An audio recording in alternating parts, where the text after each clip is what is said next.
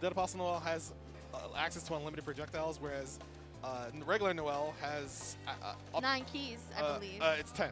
Oh, it's 10 keys. Yes, 10 she has 10 keys.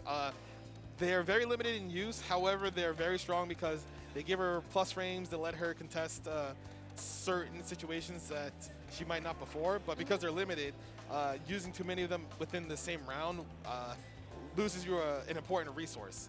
Yeah. You can no longer, I believe you can no longer throw an EX black key anymore. And you lose a strong confirm from a straight hit from full screen, which you need versus a character like Dead Apostle Noel. Yep. And of course, we do talk about the long range ranges that Noelle has in those disjointed boxes that she has available to her, whereas DA Noelle, it can be a little bit hard to reach sometimes depending on what she's trying to do. Most of the time that we've seen LUNAR play in this top 8 has been just setting up the black keys setup and actually catching people off guard, also setting it off just in time as they're trying to come in. So we're going to go ahead and hop into this match and see how it goes between these two players and really see who can come out on top and go back to face Masoma. All right. So, Hell's final, 3 out of 5. Let's see how Scrot decides to play out this matchup. Oh, clean dash of 5A from Scrot. Should spend a bar here so he can get a left-right setup in the corner. All right, time to guess.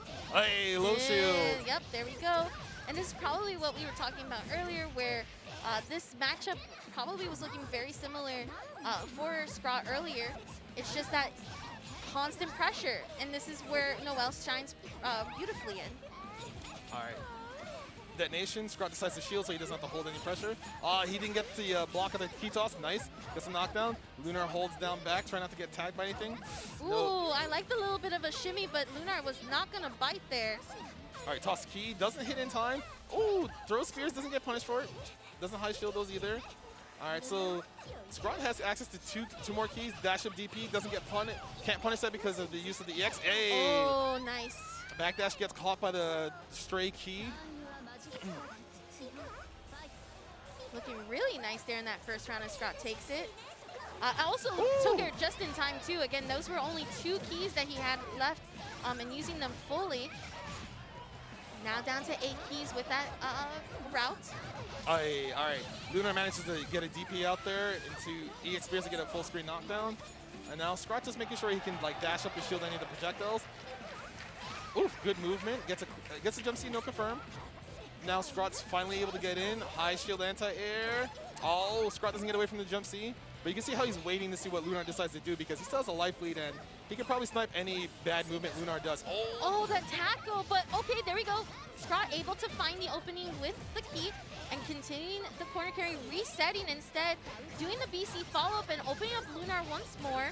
I like it, going ahead and taking this first game. Yeah, he's going for that BC follow-up and then sort of mixing it a little bit against LUNAR where he's just able to block as soon as LUNAR is trying to respond.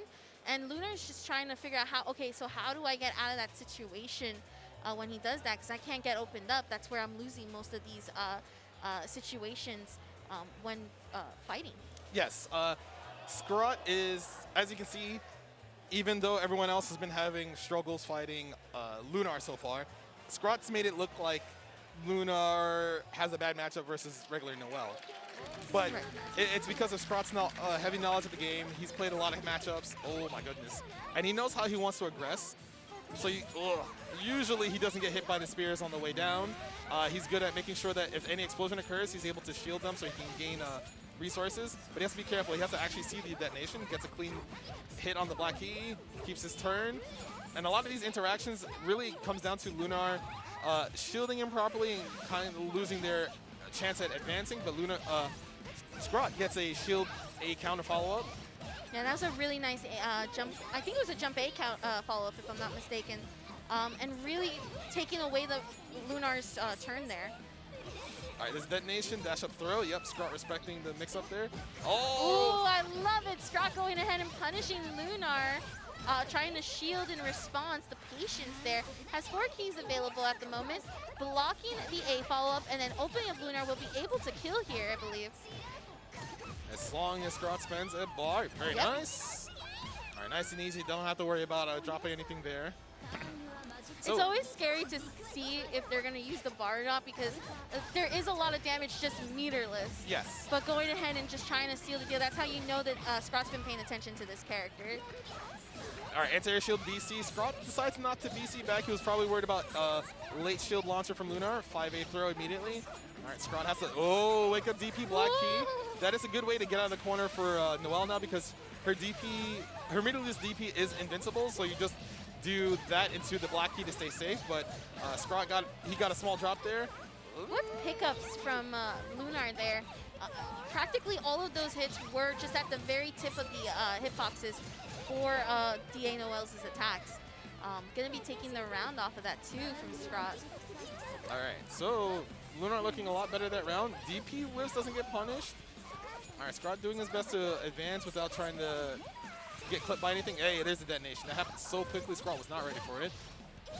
Probably gonna spend the bar here to go for the detonation left, right, high-low setup once again. Nope, just decides to charge here, get some resource. Wake up Moondrive from Scrawt.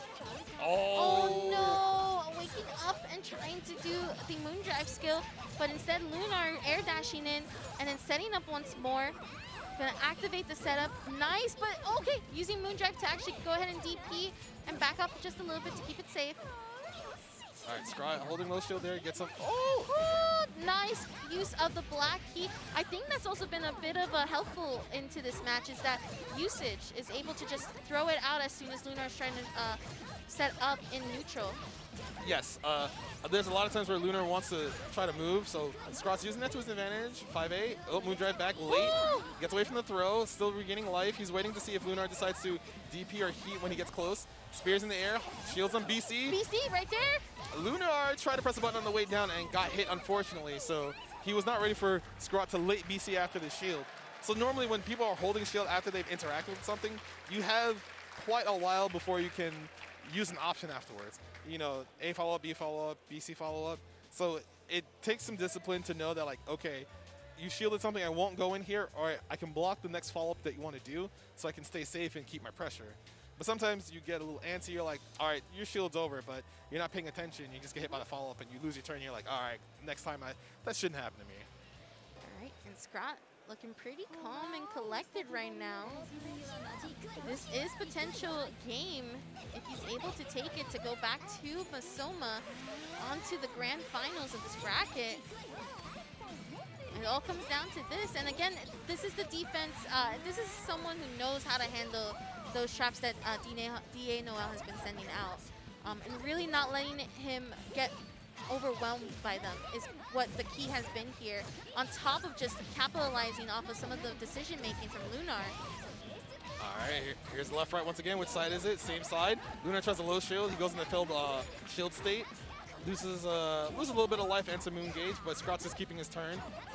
All right, he's making sure LUNAR can't escape for free. And you can see LUNAR trying to figure out, all right, where do I get out of here? He Gets hit by. Yeah, he got hit by 2C, and it's still Scrawt's turn. There it is. LUNAR decides to DP, get out with some meter. Oof. Oh, and the throw probably still stuck in the stun from the trap. Not going to be able to tech it in time. Then a possible jump B does hit behind her, so you have to be careful when you approach. All right, 214C, time to guess out the detonation, backdash away. Nice. Very good backdash to avoid the rest of the hits from the other spears. Oh, the delay heat as well. And then this is going to lead into some chunky damage. Might be able to use a lot of the resources here. Yep, into the arc drive. It shouldn't be enough, but last chance here. Throw does kill, so let's see what LUNAR does on defense. Wake up 2B, trying to catch a backdash, dash up heat right away. Oh! For some reason, LUNAR did not choose to Moondrive when he saw Scrawt jump over the projectile and land. At that point, you could have activated Moondrive because the special move whiffed. Yes, so exactly. You normally do that to stay safe so things like that don't happen, but it felt like LUNAR got a little greedy or he was a little absent-minded there. Yeah, it might have been just like probably a mistake. Could be also input error too. Probably was trying to wait for it, but this is not looking good for LUNAR right now. Scrawt gonna shield those projectiles. Gonna charge up some of the resources. There's also something to note too that LUNAR started off with the round with no meter. Now just able to gain back the 3 bars. All right. Scrawt shielding. Oh, the air to air, and then the pickup from LUNAR. He's gonna go ahead and try to set up another piece here with the projectiles. Oh no, instead going for the DP and playing some air game around here. Lunar gets hit by 5A, probably trying to throw Scrawt or mash 5A a little bit too late. So Scrawt's gonna get his life back here and get a mix-up as well. Runs in, keeps pressure. So as long as, Lunar escapes. Oh no, the key not reaching in time before the projectiles hit. Moondrive activation to shield from the projectile behind. All right, Scrawt's down to 3 keys, needs to be careful. Any hit from Lunar will see this round because he has a lot of resources. Oh, there we go. Moondrive, oh! Scrawt tried to air throw, but he doesn't get close enough, so he gets a punish on landing recovery. So, Lunar takes another round, still trying to stay in this set. Both rounds taken by both players. Scrawt on potential game point if he's able to steal this game. If not, Lunar stays alive. It is all or nothing for Lunar in this situation, but going ahead and using shield to do the fee follow-up, dashing just a little bit to go ahead and bait out the shield and then jump in, gets the EX edge, charges up some resources, BC follow-up that clashes. The back and forth on these two, and here we go. This is exactly what Scrawt needs to go ahead and seal the deal for the corner pressure. Once again, using the EX key, Moondrive to whiff on the grab from Lunar's end. Oh, perfect punish. Nice. Yes! Very good weight by Scrawt. A lot of players would probably try to like whiff a normal there or whiff a special move and drop their confirm. But Scrawt, he patiently waits for Lunar to do the follow-up afterwards, because Lunar knew that, okay, I'm stuck in the air, I should choose to use EX here, but Scrawt knew that, hey, maybe I should just wait a little bit longer to see what the follow-up is. Gets the proper punish, ends the set 3-1 in his favor. Yep, and with that,